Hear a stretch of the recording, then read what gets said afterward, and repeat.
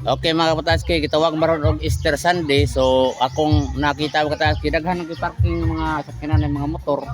So ato matatuta sa San Diego Mangrove Resort atong sorbihan og daghan may nangaligaw karon. So mga kapataski, narako diri sa may Kibali gitawag og Baybayon. So kani siya nga dalan, padulong na siya ngadto sa mga daghang mga cottage. Gitawag ni siya diri og Perdos, pero uno mo to dito dapit sa may Tingsid, Perdos diri. Tawag ni siya San Diego Mangrove Resort. Shout out ko sa tagiya sa San Diego Mangrove Resort nga si John B. Oh. So sa mga kataski, tanaw na tawag daghan minaligo kay Easter Sunday man karon. So sorbi ta karon diri sa kaliguanan og daghan may naligo karon diri.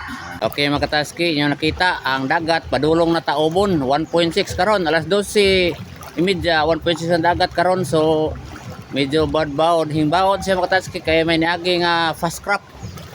So akong naibawan kanina mga tanskin, ako na dayo diri mga taga-ormok ng ligo. Oh.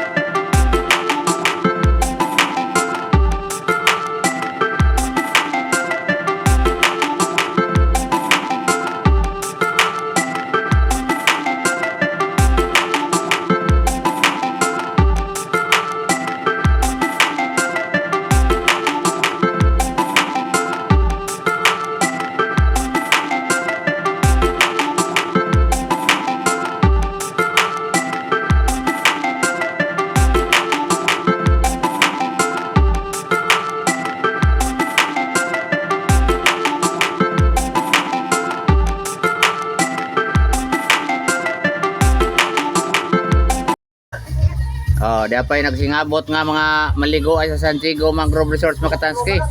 Taga-Tacloban ni sila dyan eh. Taga-Tacloban ko na ni. Oh, layo dayo daghang. Na may taga-Ormoc dito, nya karon ay taga-Tacloban po, nya ay taga-Samar. Parang nakaraypan mo na Turko. Turko na, Turko? Oh, Turko rin ay. Oh, gray. RC koro ka. Oh. Betaw ni ko sa to, pwede ka po. Oh, mo lagi Bisaya man dayon nga Turko. Oh. Oh. Kanis sila mga katanski, taga-Ormoc na sila, nangita na sila cottage. Problema ni kay mga cottage diri, wala may hapit cottage. Taga-Ormoc na sila. Tiga pa ko na sila Ormoc.